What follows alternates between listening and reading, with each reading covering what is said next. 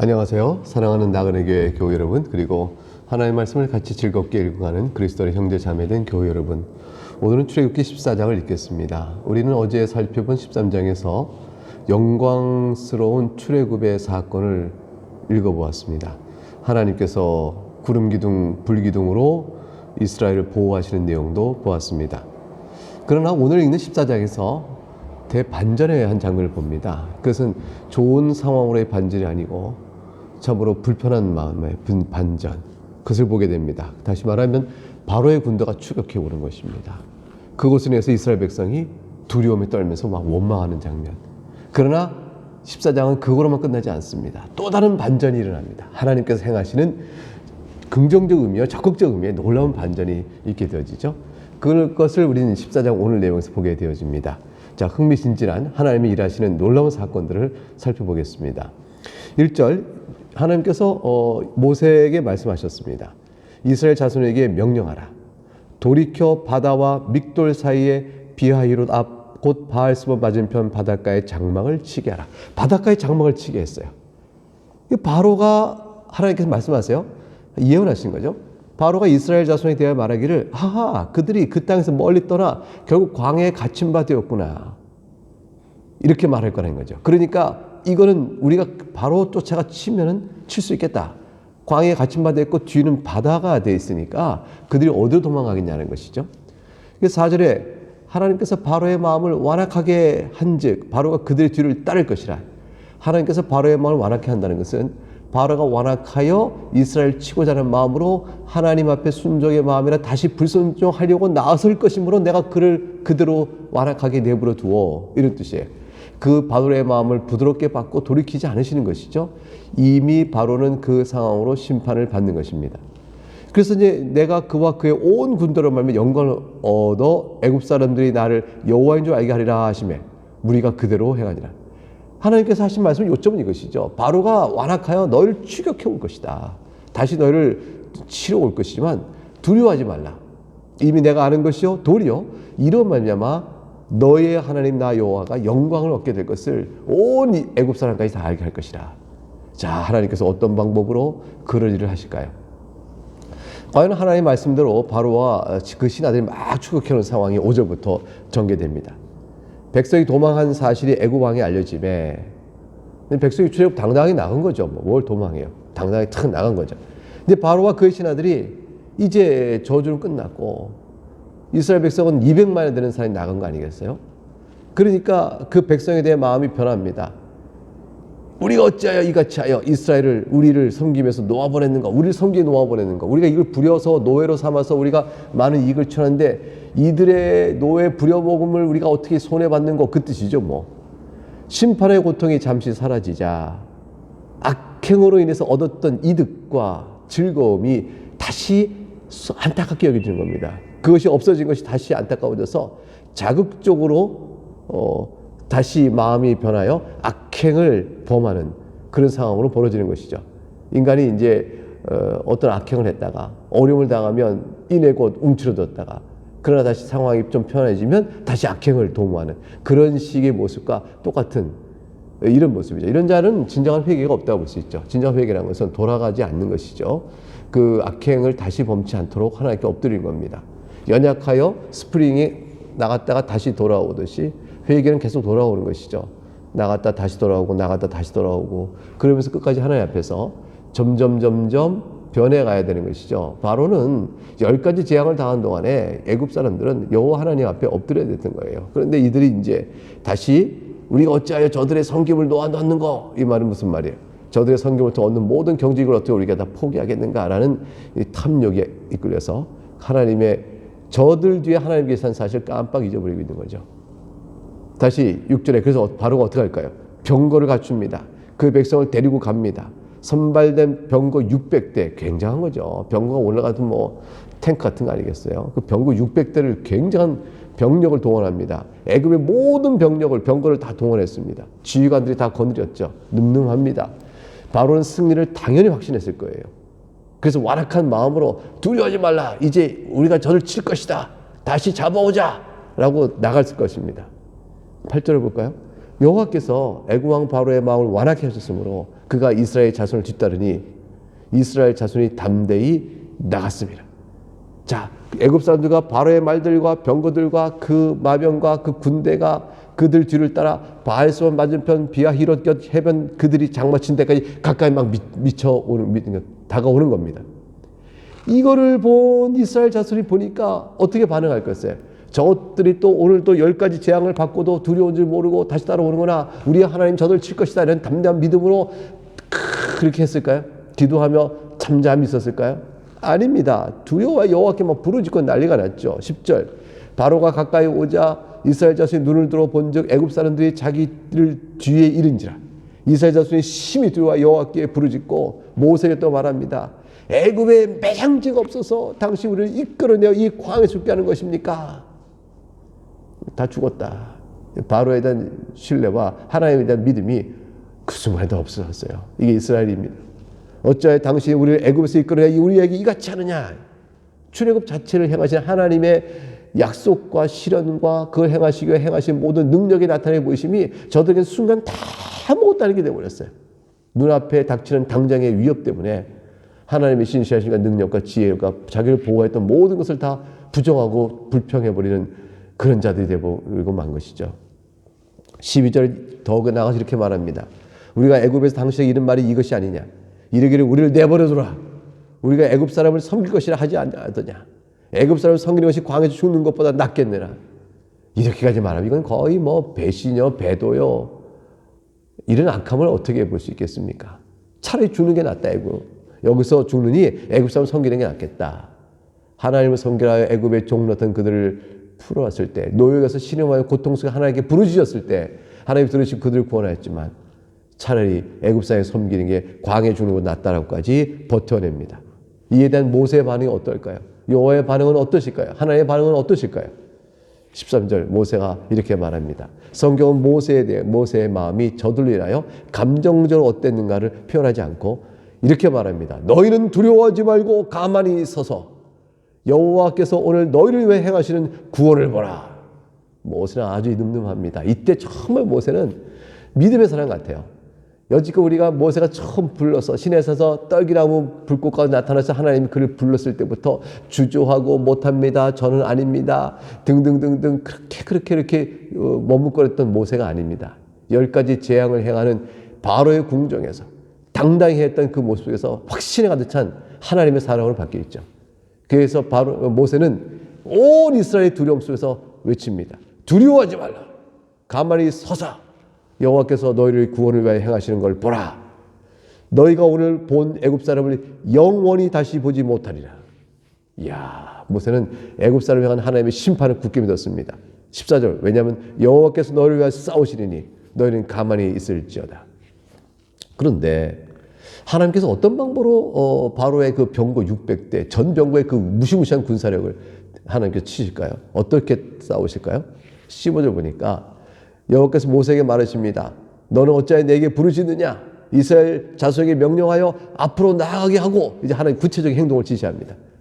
나에게 부르짖으면 두려워할 거 없다. 멈출 거 없다. 지금 내가 하는 말대로 해라. 그 말이죠. 앞으로 나아가라. 앞으로 나가다니. 앞은 바다인데 어디로 나가는 말씀일까요?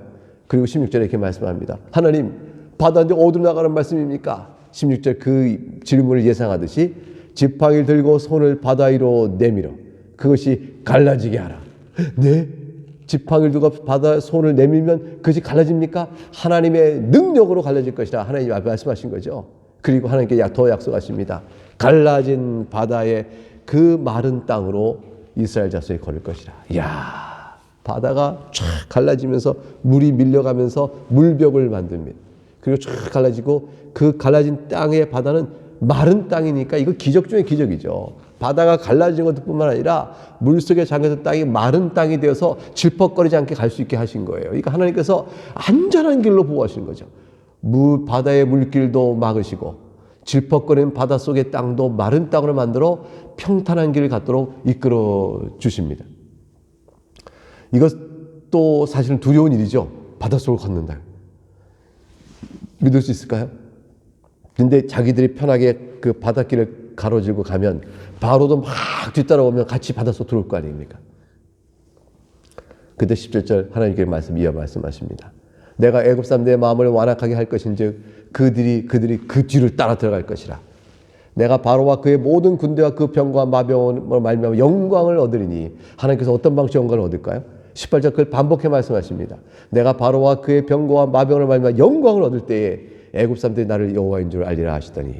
어떻게 영광을 얻으신다는 것일까요? 아직 말씀이 없으세요. 그러나 그것은 믿음으로 붙들어야 될 말씀입니다. 하나님께서 바다를 쫙 가르시고 마른 땅에 걷게 하실 것이다. 그러니까 글로 가자. 모세는 이스라엘 백성이 인도하고 가는 겁니다. 뒤에서 우와 저 애국 군대가 따라옵니다. 바로 병거 따라옵니다. 얼마나 빨리 막 따라올까요? 그래도 두려워하죠. 하나님의 영광을 받으실 수 있을 것이다. 어떤 식으로요? 그것은 잠잠히 있어 보라 그래 돼 있어요. 자, 근데 이 말씀을 믿고 정말 바다에 탁 지팡이와 손을 들어서 갈라내고 그걸로 갈 수 있는 이 놀라운 장면을 믿음으로 볼 수 있을까요? 하나님께서 미리 증거를 보이셨어요. 19절과 20절에 가게 되면 그 일을 행하시고요. 하나님 구름기둥 불기둥으로 이미 저들과 이스라엘 백성 사이를 쫙 막아놓으시면서 하나님 행하신 능력을 이미 보게 하십니다. 이스라엘 백성 그걸로 통해서 확신을 얻을 수 있는 거죠.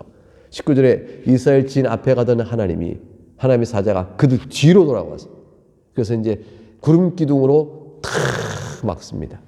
그러니까 애굽의 진과 이스라엘 진 사이에 쫙 막으니 저쪽에는 구름과 흑암이 구름을 덮어서 흑암으로 어둡게 만드시고 이쪽엔 밤의 밝음으로 밤새도록 저쪽에서 이쪽으로 가까이 오지 못하도록 빛을 비추셨어요.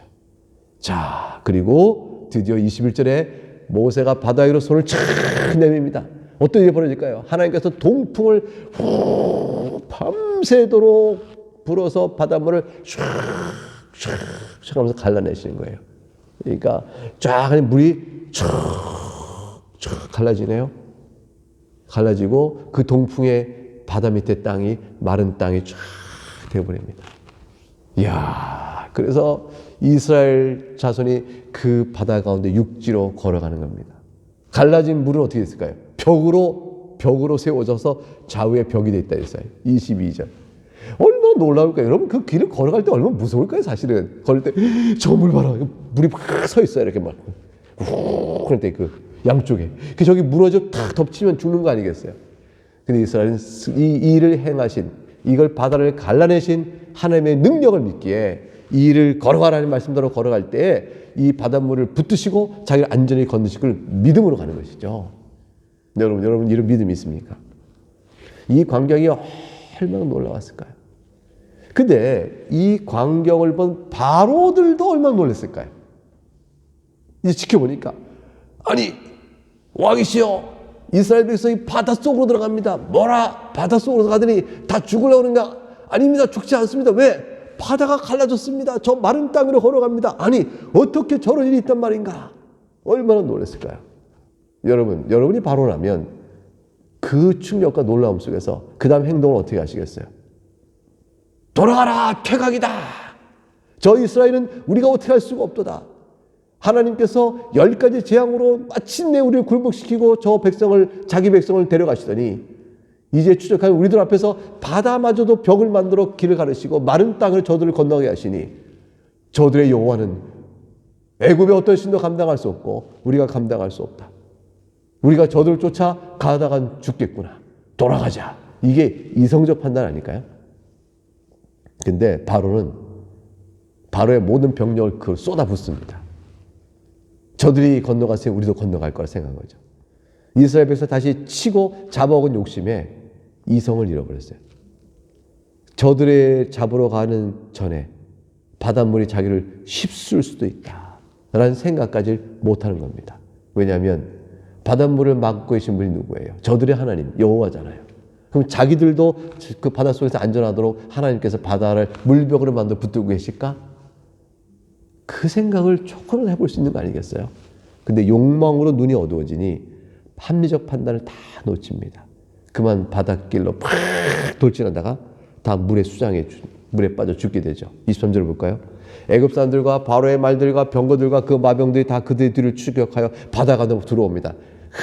그때 의양이 했겠죠. 달리면서 악에 받쳐가지고 이놈들아 그랬겠죠. 그리고 바다 물벽에 쫙 서 있는 거 보고 놀랬을 거예요. 그러면서도 그냥 쫓아가서 이스라엘 백성을 잡기만 하면 괜찮을 것처럼 그리고 마치 건너갈 수 있을 것처럼 이스라엘 백성은 이제 저 끝에 건너가기 시작합니다. 자기 추적해 옵니다. 잡아라! 근데 마지막 사람은 다 올라가는 그 순간 코앞에서 잡으란다 할지라도, 아니 1m 앞까지 쫓아왔다 할지라도 물이 바닷물에 확 덮치면 다 죽는 겁니다. 이스라엘 백성은 다 올라갔고 1m까지 추적해서 할지라도 바닷물에 다 수장돼 버리는 것이죠. 무서운 바다가 팍 몰아치면 그걸 어떻게 그 바닷물의 그 압력과 거기 거슬려서 살 수가 있겠어요. 이내 곧 다 빠져 죽는 거죠. 그 24절에 새벽에 여호와께서 불과 구름 기둥 가운데서 애국군들을 모시고 애국군들을 어지럽게 하시며 그들 쫓아오는 추격 속도를 늦춥니다. 병거 바퀴가 벗겨서 달리기가 어렵게 하시니 애굽 사람들이 이르되 여호와가 이스라엘 앞에서 우리가 도망하자. 여호와가 그들 위하여 싸워 애굽 사람을 치는도다. 이제 겁이 난 거죠. 하나님께서 저들이 추격하기 전에 추격의 시간을 늦춥니다. 병거 바위를 다 벗겨버립니다. 그러니까 이제 늦었다. 이제 우리 추격할 수 없다라고 치는구나 이렇게 했어요. 그러나 그땐 돌아갈 수도 없는 겁니다. 돌아가려고 해봐야 어떻게 되겠어요? 하나님께서 바닷물을 탁 닫아버리시면 소용이 없는 거죠. 너무 늦게 깨달았어요. 여호와가 저들을 위해 싸우니 우리가 다 죽겠구나 하는 걸 너무 늦게 깨달았어요. 예수 그리스도를 대적하여 하나님의 교회를 핍박하고 또 악으로 승리한다고 생각했던 사람들, 그러나 그들이 자신들이 망했다는 걸 깨달을 순간에는 영원한 멸망을 당하는 것입니다. 26절에 여호와께서 모세에게 이르시되 네 손을 바다 위로 내밀어 물이 애굽 사람들과 병거 마병들 위에 다시 흐르게 하라. 모세가 손을 바다 위로 내밀며 새벽이 되어 바다의 힘이 회복된지라 애굽 사람들이 물을 거스러 도망하나 여호와께서 애굽 사람을 다 바다 가운데 엎으시니 물이 다시 흘러 병거들과 기병들 덮되 그들의 뒤를 따라 바다에 들어간 바로의 군대를 다 덮으니 하나도 남지 아니었더라. 병거가 바퀴가 빠져 미쳐 들어가지 못한 자는 겨우 살았을까요? 쫓아 들어간 모든 자들은 다 물에 빠져 몰살당하고 말았습니다. 그걸 바라본 바로는 얼마나 두려웠을까요? 그걸 바라본 모든 애굽 사람들은 얼마나 두려웠을까요? 여호와의 영광, 이스라엘을 보호하시는 하나님의 능력과 또 약속에 신실하신 하나님의 그 신실하심과 그 권능 앞에 그들은 얼마나 두려워 놀랐을까요? 그들이 그 권능을 보고 여호와 하나님을 섬기며 이 애굽의 모든 우상들을 다 버리고 이스라엘 백성에게 메시지를 보내서 하자를 보내서 우리도 당신의 하나님을 믿겠소 라고 나왔던 얼마나 좋았을까요? 그래서 저는 영원히 우상을 섬기는 악한 사람들로 남고 맙니다. 홍해가 저들 사이를 갈라놔버렸어요. 하나님의 심판, 공의의 심판을 받을 때 하나님의 권능이 무서움이 드러날 거 아닙니까? 그때도 회개하면 살 텐데 회개하는 자가 없어 그들은 영원한 멸망을 받게 되는 거죠. 그러나 이스라엘 백성은 어떻게 됐습니까? 바다 가운데를 육지로 행하고 물이 좌우에 벽이 되었던 그 길을 지나서 그날에 여호와께서 이같이 이스라엘을 애굽 사람의 손에서 구원하시니, 이야, 이스라엘 백성의 마음이 어땠을까요? 바닷가에 애굽 사람이 죽어 있는 것을 보았더라. 얼마나 충격적이에요. 그러면서 한편으로 두려움이 얼마나 클까요? 그러면서 한편으로 얼마나 감격스러울까요? 이 하나님 우리 하나님이시구나 라는 사실을 위해서 얼마나 감사했을까요? 하나님을 높이 높이 찬양 올리지 않았을까요? 그 마음은 다 신앙으로 가득 찼을 거예요. 나는 죽어도 예수의 하나님을 떠나지 않을 것이라. 나는 여호와 하나님만을 찬송하며 살 것이라. 이 광야길 아무리 험해도 나를 지키시고 보호하시는 하나님 믿고 나갈 것이라. 그냥 막 할렐루야 하고 뭐 찬양했겠죠. 31절 이스라엘의 여호와께서 애굽 사람들에게 행하신 그 큰 능력을 보았으므로 당연히 그 다음 무슨 말이 나오겠어요? 백성이 여호와를 경외하며 여호와 그 종 모세를 믿었더라 이렇게 돼 있어요. 사랑하는 교회 여러분, 우리는 어떤 능력을 믿습니까? 우리에게 나타나는 하나님의 능력은 무엇입니까? 그것은 지금은 십자가의 죽음의 능력입니다. 그리스도께서 십자가에서 죽으셨고 그 죽음으로 죽음을 이기신 승리의 죽음을 우리가 믿습니다. 그 승리의 죽음이라는 것을 어떻게 아나요? 부활하심으로 승리의 죽음임을 증거하셨습니다. 최후의 심판날에 이렇고 무섭고도 두려운 공의의 심판이 모든 악인들에게 내려질 것입니다. 그걸 통해 하나님은 공의의 심판을 통해 영광을 받으실 거예요. 그러나 저들은 끝내 회개치 않겠죠? 우리는 하나님의 긍휼을 입어서 예수 그리스도 안에서 말미암는 죄의 사함을 받아 우리에게 베푸신 하나님의 긍휼의 영광을 높이 찬송하게 될 것입니다. 그날이 최후의 심판 날에 있을 하나님의 영광입니다. 홍해 안에 물에 빠진 애굽의 모든 군대의 몰살에 이 무시무시한 사건은, 이 놀라운 사건은 최후의 심판 날에 모든 악인들이 당할 심판을 우리에게 미리 보게 하시는 것입니다. 그러나 우리는 애굽에서 그 소나기 나와 홍해를 건너 마침 하나님을 찬송을 했던 저 이스라엘 백성처럼 우리는 우리를 향한 하나님의 선하신 긍휼과 은혜를 높이 찬송하는 백성으로 살게 되어지겠죠. 죄사함을 이루어주신 하나님의 용서를 찬송하면서 거룩한 주의 백성으로 살아가게 될 것입니다. 이 믿음으로 오늘도 우리가 사는 것이고 우리 인생길을 걸어가는 것입니다. 네, 오늘 여기까지 읽고 내일 15장을 같이 또 살펴보겠습니다. 감사합니다. 샬롬.